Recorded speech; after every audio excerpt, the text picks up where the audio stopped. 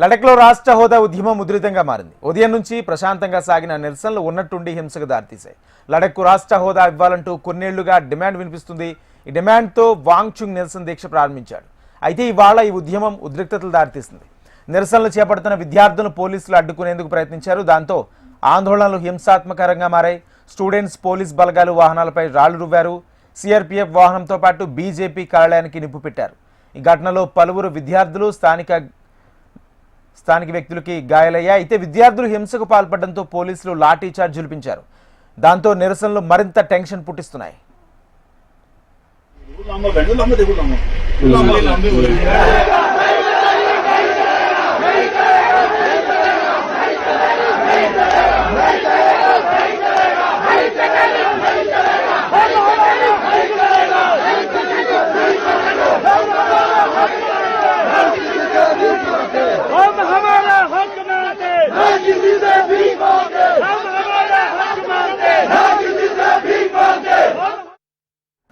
Assembly ఎన్నికల వేళ బీహార్పై కేంద్ర ప్రభుత్వ వరాల జల్లు కురిపించింది. బీహార్లో సుమారు 6,000 కోట్ల విలువైన రైల్వే, రహదారి అభివృద్ధి ప్రాజెక్టులకు ఆమోదం తెలిపింది. దీంతో పాటు దేశవ్యాప్తంగా వైద్య విద్య సీట్ల పెంపుకు కేంద్రం ఆమోద ముద్ర వేసింది. ప్రధాని మోడీ అధ్యక్షతన జరిగిన ఆర్థిక వ్యవహారాల కేబినెట్ కమిటీ సమావేశంలో తీసుకున్న కీలక నిర్ణయాలకు సంబంధించి వివరాలను కేంద్ర మంత్రి అశ్విని వైష్ణవ్ మీడియాకు వెల్లడించారు. దేశవ్యాప్తంగా రైల్వే ఉద్యోగులకు కేంద్ర ప్రభుత్వం గుడ్ న్యూస్ చెప్పింది. దసరా, దీపావళి పండుగల నేపథ్యంలో గ్రూప్ సి, గ్రూప్ డి ఉద్యోగాలకు కేంద్రం 78 రోజుల బోనస్ను ప్రకటించింది. దీంతో 10.91 లక్షల మంది ఉద్యోగులకు లబ్ధి చేకూరనుంది. ఈ బోనస్ పథకానికి కేంద్ర ప్రభుత్వం 1,866 కోట్లు కేటాయించింది. मेडिकल एजुकेशन के लिए माननीय प्रधानमंत्री जी ने एक संकल्प जो लिया था कि 75,000 एडिशनल मेडिकल सीट्स 5 साल में क्रिएट करेंगे भारत में। तो आज 5,000 नए पोस्ट ग्रेजुएट सीट्स का अप्रूवल कैबिनेट में मिला है और इसके लिए आउटले होगा 15,035 करोड़ रुपीस। 15,035 करोड़ रुपीस का इसके लिए आउटले होगा। Overall better hospitals, upgradation of medical colleges, उनमें नए डिपार्टमेंट्स खुलना, नए डिसिप्लिन्स लाना, बेटर इक्विपमेंट लाना, बेटर मेडिकल टेक्नोलॉजीज लाना और एआई का भी बहुत उपयोग किया जाएगा in improving the medical education. क्योंकि मान लीजिए कोई एक गांव से आता है व्यक्ति, उसको इंग्लिश की नॉलेज अगर नहीं है तो वो बड़ा कुंठित फील करता है कि वो कैसे मेडिकल एजुकेशन में बाकी लोगों के साथ compete कर पाए। एआई तीसरा फैसला आज लिया गया, रेलवे के कर्मचारियों के लिए बहुत बड़ी एक खुशखबरी है। प्रोडक्टिविटी लिंक्ड बोनस अप्रूव किया गया आज कैबिनेट में माननीय प्रधानमंत्री जी ने। 78 डेज का 1,866 करोड़ रुपीस का बोनस रेलवे के सभी कर्मचारियों को दिया जाएगा। करीब 10,90,000 कर्मचारी हैं जिनको इसका बेनिफिट मिलेगा। 10,90,000 कर्मचारियों को इसका बेनिफिट मिलेगा रेलवे का। और रेलवे में बहुत अभी रिसेंट टाइम्स में कार्गो बढ़ के 1.6 बिलियन टन पे हुआ है, जो कि यूएस और रशिया और यूरोप से बढ़ के नंबर 2 पे भारत की रेलवे ऑलरेडी नंबर 2 पे पहुंच गया है by doing all these reforms and improving the capacity of railways. దేశంలో రాజ్యాంగంపై దాడి జరుగుతుందని ప్రతిపక్ష నేత రాహుల్ గాంధీ అన్నారు. బీహార్తో పాటు అన్ని రాష్ట్రాల్లోనూ ఇదే పరిస్థితి ఉందని ఆరోపించారు. దళితులు, ఆదివాసీల హక్కులను కేంద్రం కాలరాస్తుందని, బీజేపీని వైఖరిని దేశ ప్రజలు గమనిస్తున్నారని రాహుల్ గాంధీ అన్నారు. मैंने हाइड्रोजन बॉम्ब की बात करी है, वो आएगा, ठहर जाइए, वो आ रहा है, वो आएगा। और फिर आपको बीजेपी की जो सच्चाई है, जो इन्होंने पूरे देश में किया है, बिहार में करने की कोशिश कर रहे थे और बिहार के युवा ने इनको रोक दिया है, उसकी सच्चाई आप सबको पता लग जाएगा। తిరుమల శ్రీవారి సాలకట్ల బ్రహ్మోత్సవాల వైభవంగా ప్రారంభమయ్యాయి. మీనలగ్నంలో దేవతలకు ఆహ్వానం పలుకుతూ ధ్వజారోహణం నిర్వహించి బ్రహ్మోత్సవాలకు లాంఛనంగా శ్రీకారం చుట్టారు. ఈ ఉత్సవాలను పురస్కరించుకుని ప్రభుత్వం తరపున సీఎం చంద్రబాబు స్వామివారికి పట్టు వస్త్రాలు సమర్పించారు.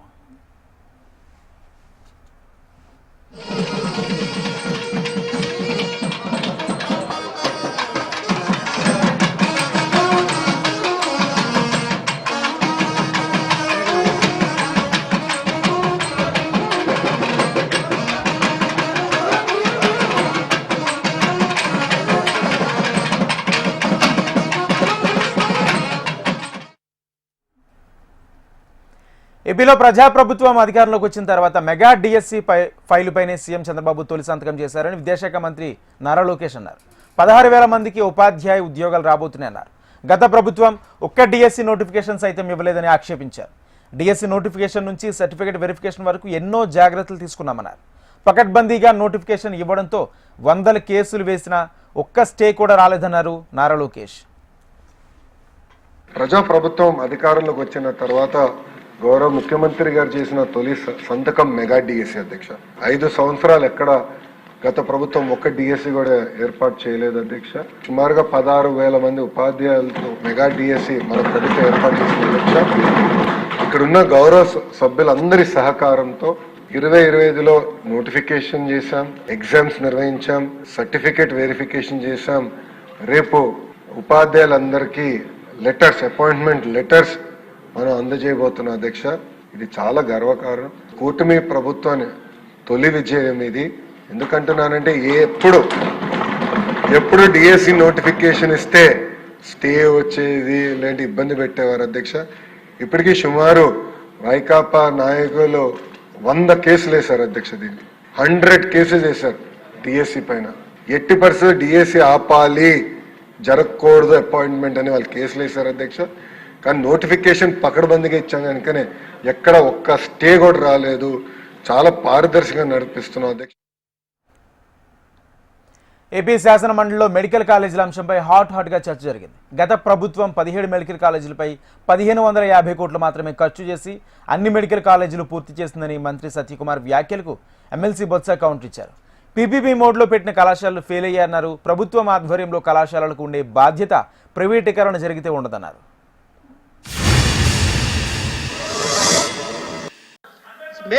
మేము తీసుకొస్తున్న దాంట్లో పీపీపీ మోడల్లో అధ్యక్ష ఆల్ ఇండియా కోటా ఉండదు అధ్యక్ష.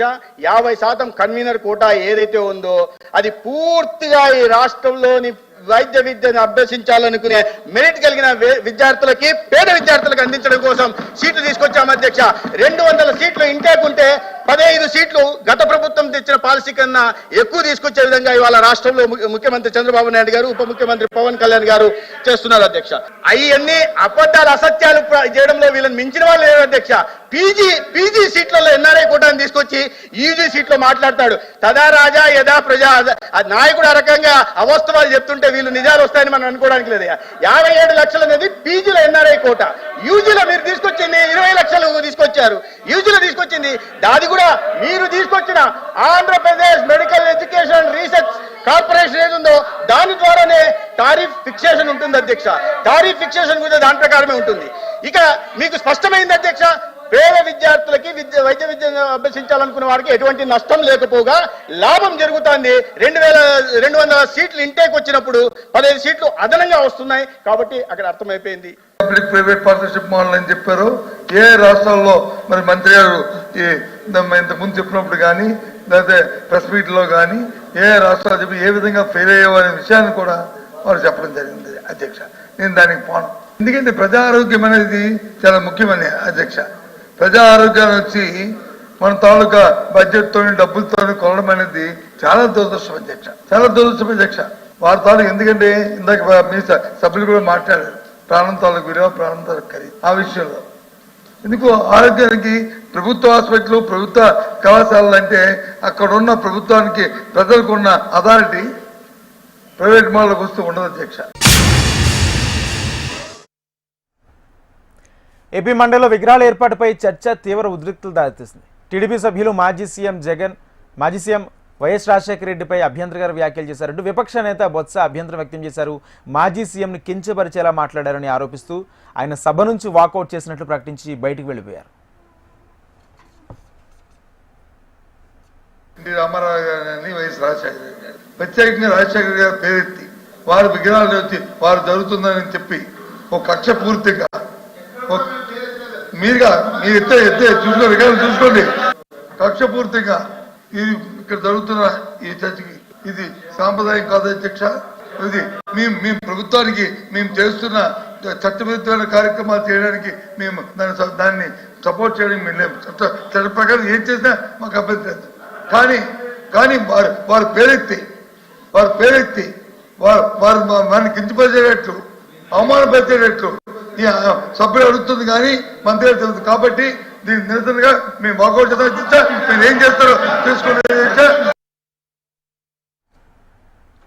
ఉపరాష్ట్రపతి సిపి రాధాకృష్ణన్ విజయవాడ కనకదుర్గమ్మను దర్శించుకున్నారు. ఇంద్రకీలాద్రి ఆలయానికి చేరుకున్న ఉపరాష్ట్రపతికి అధికారులు స్వాగతం పలికారు.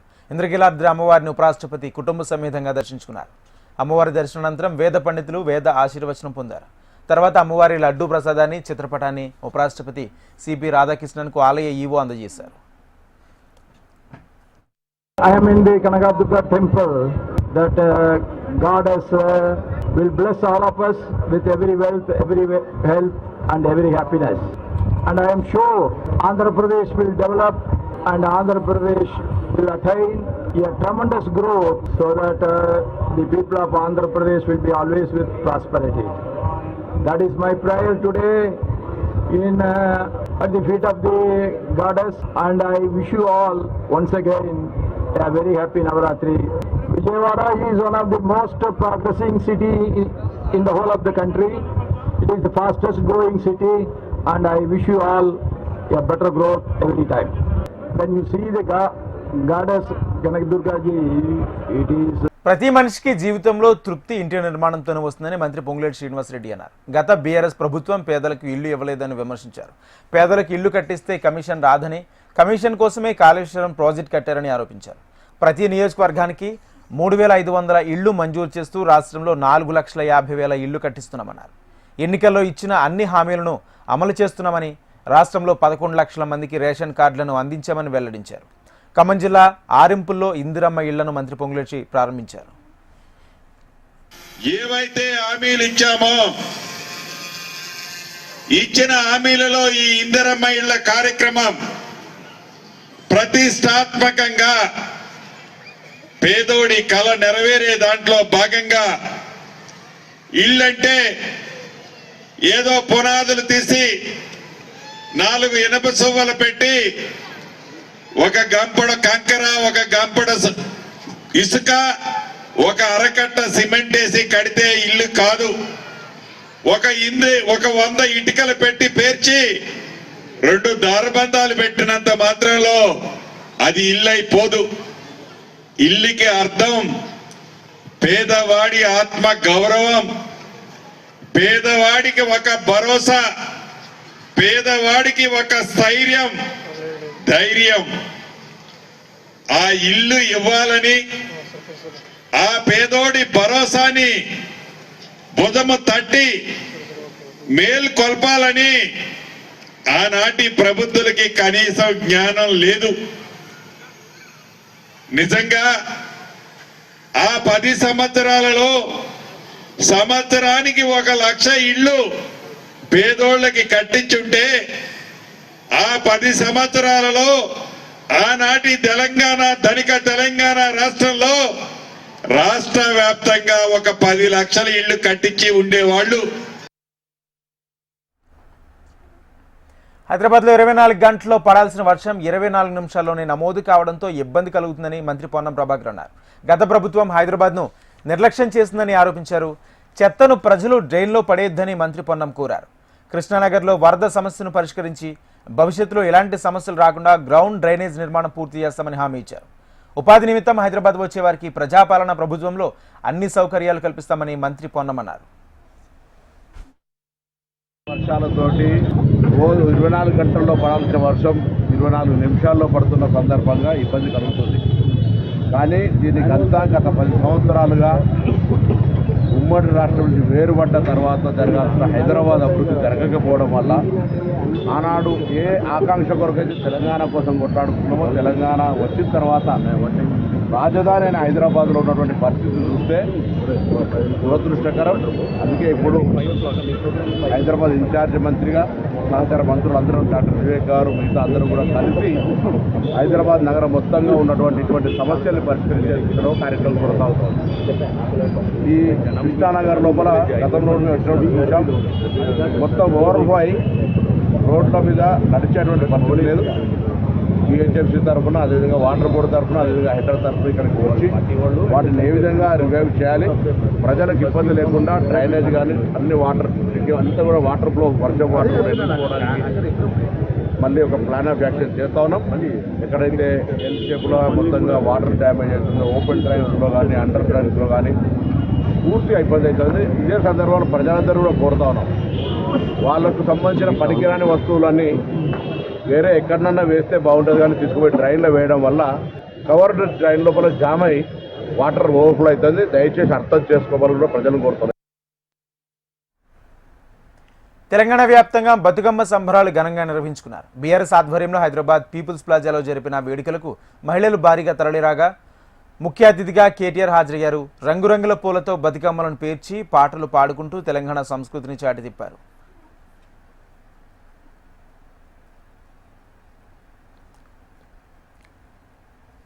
తెలంగాణను కాంగ్రెస్ బీఆర్ఎస్ పార్టీలు లూటీ చేశాయని బీజేపీ తెలంగాణ అధ్యక్షుడు రామచంద్రరావు ఆక్షేపించారు.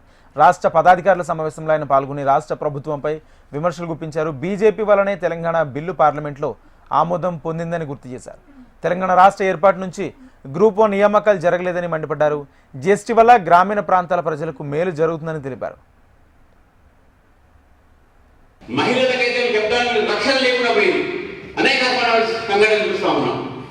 ఏం డిక్లరేషన్ చేశారు మీరు? ఒక బస్సు ఫ్రీగా మీరు ఇచ్చినంత మాత్రాన మహిళలు చేసినటువంటి ఒక ఏం మేలు లేదు. కానీ అదే నరేంద్ర మోదీ గారు ఈరోజు ఉజ్వల స్కీమ్ కింద కానీ ఉజ్వల లోన్ స్కీమ్ కింద కానీ అనేక ఒక పథకాలతో ఈరోజు మహిళలను గుర్తించడానికి ప్రయత్నం చేశారు. మిత్రుల నిజంగా ఈరోజు మనం ఆలోచిస్తే కాంగ్రెస్ ప్రభుత్వం అన్ని రంగాల్లో వైఫల్యం చెందింది. ఈరోజు జిఎస్టీ విషయంలో భారతీయ జనతా పార్టీ ప్రభుత్వం తీసుకున్న నిర్ణయం మొత్తం సమాజం స్వాగతిస్తుంది, దేశమంతా స్వాగతిస్తుంది. ఆ రోజు నేను కౌన్సిల్ ఎమ్మెల్సీ ఉన్నప్పుడు మా మీద హేళన చేసేది మన కేటీఆర్ గారు కానీ ఈ కాంగ్రెస్ నాయకులు కూడా కలిసి జిఎస్టీ పెట్టారు, పాల మీద జిఎస్టీ పెట్టారు, దాని మీద జిఎస్టీ పెట్టారు, తీసేయాలి తగ్గియాలన్నారు. ఇప్పుడు తగ్గించడం, జిఎస్టీ శూన్యం చేసినాం. 28కి 18 చేసినాం, 18 12కు 12 5 5 శూన్యం. ఈరోజు జిఎస్టీ వల్ల భారతదేశంలో గ్రామీణ ప్రజలకు, ఇటు రైతులకు, మహిళలకు, విద్యార్థులకు, హాస్పిటల్లో ఉన్న పేషెంట్లకు అందరికీ కూడా ఈరోజు మంచి లాభం జరుగుతూ ఉంది. మళ్లీ అధికారంలోకి వస్తామని బీఆర్ఎస్ నాయకులు పకటి కళ్ళు కంటున్నారని కాంగ్రెస్ ఎంపీ మల్లు రవి విమర్శించారు. బీఆర్ఎస్ పాలనలో రాష్ట్రం 50 ఏళ్లు వెనక్కి వెళ్లిందన్నారు. శాస్త్రీయంగా కులగణన చేసి బీసీ బిల్లును అసెంబ్లీలో పెట్టిన నాయకుడు రేవంత్ రెడ్డి అని గుర్తు చేశారు. పార్లమెంట్ ఎన్నికల్లో ప్రజలు ఓడించిన వారికి బుద్ధి రాలేదని, స్థానిక సంస్థల ఎన్నికల్లోనూ ఓడిస్తారని తెలిపారు. శాస్త్రీయంగా కులగణన చేసి అసెంబ్లీలో పెట్టి బీసీలకు 42% రిజర్వేషన్ తీసుకొచ్చినటువంటి గొప్ప విప్లవాత్మక నాయకుడు రేవంత్ రెడ్డి. అటువంటి నాయకుడిని రోజు నోటుకొచ్చినట్టు ముఖ్యమంత్రి అనే విషయాన్ని కూడా మర్చిపోయి మాట్లాడుతున్నటువంటి ఈ బీఆర్ఎస్ నాయకులకి వచ్చేటటువంటి పంచాయతీ ఎన్నికల్లో ప్రజలు 100కి 100 పాళ్ళు బుద్ధి చెప్తారు. మొన్ననే చెప్పారు, అసెంబ్లీ ఎన్నికల్లో ఓడించి వాళ్ళని గద్దెదించి పార్లమెంట్ ఎన్నికల్లో బీఆర్ఎస్ పార్టీకి గుండు 0, ఒక్క సీటు కూడా లేకుండా చేశారు ప్రజలు. ఇప్పుడేదో మేమే అధికారంలోకి వస్తాం, మీ సంగతి చూస్తాం, మా ప్రభుత్వం వస్తుందని ఒక అహంభారపూర్వమైనటువంటి మాటలు కింద కార్యకర్తల దగ్గర నుంచి పైన నాయకులందరూ చెప్తూ తిరుగుతున్నారు. ఇది వారు కలలో మాట కాదు, పగటి కలలు గంటమే. ఏ పరిస్థితుల్లో బీఆర్ఎస్ పార్టీ మళ్ళీ అధికారంలోకి లోకల్ బాడీస్ లో కానీ మామూలు ఎన్నికల్లో కానీ వచ్చే అవకాశమే లేదు. కాంగ్రెస్ పార్టీ బీసీల పట్ల విశ్వాసఘాతకానికి పాల్పడుతుందని బీఆర్ఎస్ బీసీ నేతలు ధ్వజమెత్తారు. 42% రిజర్వేషన్లపై బీసీలను కాంగ్రెస్ మోసం చేస్తుందని ఆక్షేపించారు. బీసీ రిజర్వేషన్ల జీవో ద్వారా అయితే మిగతా రాష్ట్రాలు చట్టబద్ధతను ఎందుకు కోరుకున్నాయని ప్రశ్నించారు. జీవో రాకముందే ఒక వ్యక్తి కోర్టుకు వెళ్లాడని, మరి ప్రభుత్వం ఏం చేస్తుందో చెప్పాలని నిలదీశారు. కామారెడ్డి డిక్లరేషన్ ఏమైందో ప్రజలకు వివరించాలని డిమాండ్ చేశారు. దేశంలో అనేక రాష్ట్రాలు చట్ట సవరణకు ఎందుకు కొట్లాడతావి అంటే కేవలం ఎలక్షన్లో పోవాలి, మీరు జీవో ఇచ్చినట్లు ఇవ్వాలి, పోయినట్లు పోవాలి. మీరు జీవో ఇవ్వక ముందే గోపాల్ రెడ్డి అనేటువంటి వ్యక్తి, మేడ్చల్ సంబంధించిన వ్యక్తి ఇలా కోర్టులో వేసి హైకోర్టులో మీరు జీవో ఇచ్చిన తర్వాత ఎవరైనా వేస్తారేమో చూద్దాం అంటారు కదా, ఇవ్వకముందే వేసారు కదా. దానికి మీ సమాధానం ఏంటి? కామారెడ్డిలో పెద్ద సభ, విజయోత్సవ సభ పెడదామన్నారు జీవో ఇచ్చి, మరి ఆ సభ ఏమైంది? ఆ సభకు రాహుల్ గాంధీ వస్తున్నారు. రాహుల్ గాంధీ గారు ఎందుకు రాలేదు? పోనీ సిద్ధరామయ్య గారు బీసీ డిక్లరేషన్ ఇచ్చారు కదా, కనీసం ఆయనను పిలిచి ఏమేమి సాధించారు మీరు బీసీలకు? సప్లాలు ఇచ్చిండ్రా? ఇదే అసెంబ్లీలో తీర్మానం చేసినటువంటి విద్యా ఉద్యోగాలలో రిజర్వేషన్ ఇచ్చిండ్రా? అంటే కేవలం బీసీలను మోసం చేసి నయవంచన చేయడానికి మీరు చేస్తున్నటువంటి కుట్ర తప్ప వేరే ఏం లేదు. కాకినాడ జిల్లా ఉప్పాడలో మత్స్యకారులు ఆందోళనకు దిగారు. ఫార్మా కంపెనీల ప్రభావంతో తాము జీవనోపాధి కోల్పోతున్నామని మత్స్యకారులు ఆందోళనకు దిగారు. డిప్యూటీ సీఎం పవన్ కళ్యాణ్ ఉప్పాడుకు రావాలంటూ నినదించారు. అయితే విషయం తెలుసుకున్న డిప్యూటీ సీఎం పవన్ కళ్యాణ్ ఆందోళనపై స్పందించారు. అత్యవసరంగా పరిష్కరించాల్సిన అంశాన్ని గుర్తించారు. అందులో భాగంగానే సమస్య పరిష్కారానికి ఉన్నతాధికారులతో మత్స్యకార ప్రతినిధులతో కమిటీ ఏర్పాటు చేసి సమస్య పరిష్కారానికి కృషి చేస్తామని హామీ ఇచ్చారు.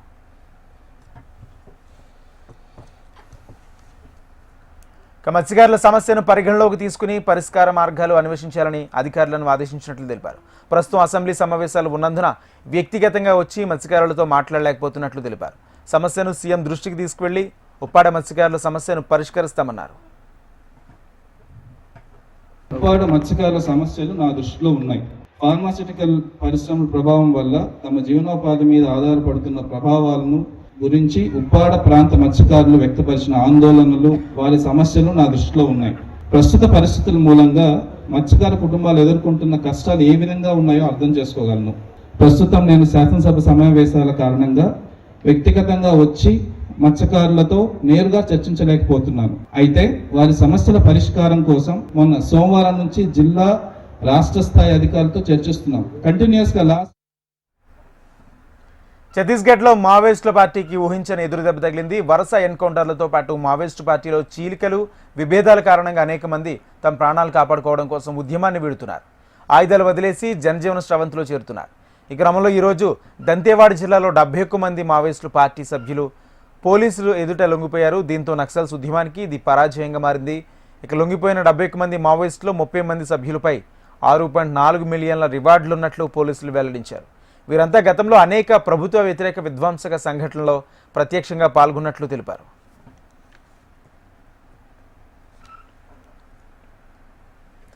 కన్న కూతుర్ని పేరెంట్స్ కిడ్నాప్ చేసిన ఘటన మేడ్చల్ జిల్లా కేసర పోలీస్ స్టేషన్ పరిధిలో నరసంపల్లో చోటు చేసుకుంది. 4 నెలల క్రితం శ్వేత ప్రవీణ్ అనే వ్యక్తిని ప్రేమించి వివాహం చేసుకున్నది. ఇష్టం లేని అమ్మాయి పేరెంట్స్ బాల్ నరసింహ, మహేశ్వర్లు బంధువుల సహాయంతో అల్లుడి ఇంట్లో ఉన్న కూతురుని తీసుకొచ్చారు. శరీరంపై కారపొడి చల్లి కళ్లకు బట్టలు కట్టి ఎత్తుకెళ్లిన దృశ్యాలు సీసీటీవీలో రికార్డ్ అయ్యాయి. ఈ ఘటనపై పోలీసులకు భర్త ప్రవీణ్ ఫిర్యాదు చేశాడు. ఘటనపై కేసు నమోదు చేసుకున్న పోలీసులు దర్యాప్తు చేస్తున్నారు. 4 months అవుతుంది. అయితే బయట ఉన్నాము, ఇట్లా లొల్లిలు అవుతున్నాయి అని జ్వరం వచ్చిందని ఇంటికి వచ్చినాము. ఇంటికి వస్తే నిన్న కొట్టినారు, కంప్లైంట్ ఇచ్చినాము కొట్టినారని. పొద్దుగాల సార్ వాళ్ళు పోలీసు ఎంక్వైరీకి వస్తున్నారు. పొద్దుగాల 8 గంటలకు వాళ్ళ పేరెంట్స్ వచ్చి కళ్ళ కారం గారికి సాకులతో గుచ్చి కడుపులో గుచ్చి మమ్మీకి, నాకు, డాడీకి, అన్నకు, మా వైఫ్కి తీసుకున్నారు సార్. మమ్మల్ని కొట్టిరు సార్. పొద్దున 8 గంటలకు వచ్చి మమ్మల్ని కారం పడి పోసి ఇంటిలో వాళ్ళని కొట్టి పొడిచిరు సార్. కత్తులతోటి, తెస్తాలతోటి పొడిచి కళ్ళ కారం పోసిరు సార్. నా కొడుకుల చెయ్యి కోసిరు, కొడుకుని చెయ్యిర కొట్టిరు సార్. నా కొడుకును నా చెయ్యి కోసిరు సార్. నెత్తి వాళ్ళ కొట్టిరు సార్. నెత్తి వాళ్ళ కొట్టిరు సార్. ఆ పిల్లని కడుపులో పొడిచిరు, కాళ్ళు చేతులు కట్టి గుంజుకపోయిరు సార్. నా చిన్న కొడుకు కొట్టిరు సార్. నా పెద్ద కొడుకు చెయ్యిరిగిపోయింది సార్. మా ఊళ్ళందరూ సార్. జనసేన నేత మాజీ మంత్రి బాలినేని శ్రీనివాస్ సంచలన వ్యాఖ్యలు చేశారు. మరొక సినిమాతో డిప్యూటీ సీఎం పవన్ కళ్యాణ్ సినిమాలకు దూరం కావచ్చన్నారు. ఓజీ సినిమా కోసం అభిమానులు 1000 కళ్ళతో ఎదురు చూస్తున్నారని తెలిపారు. సినిమా ఘన విజయం సాధించడం ఖాయమని విశ్వాసం వ్యక్తం చేశారు. అభిమానులతో కలిసి ఓజీ సినిమా చూసేందుకు ఆయన ఒంగోలు వెళ్లారు.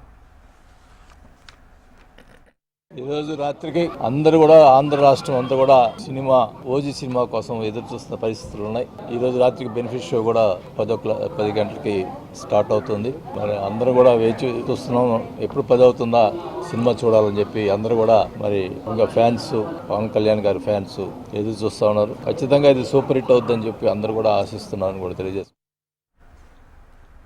దేశీయ స్టాక్ మార్కెట్లను నష్టాలు వెంటాడుతున్నాయి. మార్కెట్లో రెడ్లో మొదలయ్యాయి. సెన్సెక్స్ 386 పాయింట్లు, నిఫ్టీ 112 పాయింట్లు కోల్పోయాయి. కొన్ని కంపెనీలు మినహా అన్ని రంగాల షేర్లు పతనమయ్యాయి. సెన్సెక్స్ 386 పాయింట్లు నష్టపోయి 81,716 దగ్గర, నిఫ్టీ 112 పాయింట్లు పడిపోయి 25,057 దగ్గర స్థిరపడ్డాయి. ఇజ్రాయెల్ గాజా యుద్ధాన్ని ఆపడంపై అమెరికా అధ్యక్షుడు ట్రంప్ ప్రయత్నాలు కొనసాగిస్తున్నారు. ఈ నేపథ్యంలోనే అరబ్ ముస్లిం దేశాధినేతలతో డొనాల్డ్ ట్రంప్ ఉన్నత స్థాయి సమావేశం నిర్వహించారు. ట్రంప్ ఈ సమావేశాన్ని తన అధ్యక్ష పదవిలో అత్యంత ముఖ్యమైనదిగా అభివర్ణించారు. తాము గాజా యుద్ధాన్ని ముగించాలనుకుంటున్నామని అరబ్ దేశాధినేతలకు తెలిపారు. అందుకు తమ సహకారం ఉంటుందని వివిధ దేశాధినేతలు మద్దతు తెలిపారు. గాజా యుద్ధాన్ని ముగించడానికి ట్రంప్ నాయకత్వంపై తమకు నమ్మకం ఉందని ఖతర్ నేత మహద్ ఆల్ధానీ విశ్వాసం వ్యక్తం చేశారు. ఫిన్లాండ్ అధ్యక్షుడు అలెగ్జాండర్ స్టాబ్ భారత్పై ప్రశంసలు కురిపించారు. రాబోయే రోజుల్లో భారత్ సూపర్ పవర్గా ఎదుగుతుందన్నారు. అంతర్జాతీయ వేదికలో భారత్ ప్రభావం గణనీయంగా పెరుగుతుందని ఆయన అంచనా వేశారు. సాంకేతిక ప్రగతి, యువ జనాభా శక్తి భవిష్యత్తులో భారత స్థానాన్ని మరింత బలపరుస్తుందన్నారు. రష్యాతో భారత్ సంబంధాలు కొనసాగించడం, ప్రపంచ శాంతి భద్రతా అంశాల్లో కీలక పాత్ర పోషించడం భారత్ ప్రత్యేకత అంటూ ఫిన్లాండ్ ప్రధాని కొనియాడారు. Well, I think there's some multivectoral foreign policy taking place there. I think, of course, Russia and China, there's a direct connection. In the early 1990s, China and Russia had economies of the same size. Now China is over 10 times bigger, and actually with its oil purchase, with its gas purchase, with its technological exchange, it does give the possibility for Russia to conduct the war. So there's a very close link there. Then of course with India, India is a very close ally of the European Union and of course of the United States as well. So I wouldn't throw them in the same basket. But India is obviously an emerging superpower.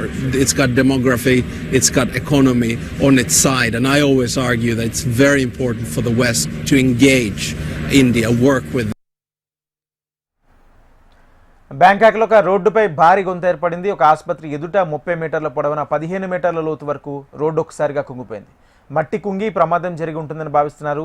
ఈ ప్రమాదంలో ఎవరికీ గాయాలు కాలేదు, కానీ road, పైపులు, విద్యుత్ lines దెబ్బతిన్నాయి. Under ground సేఫ్టీపై అధికారులు విచారణకు ఆదేశించారు.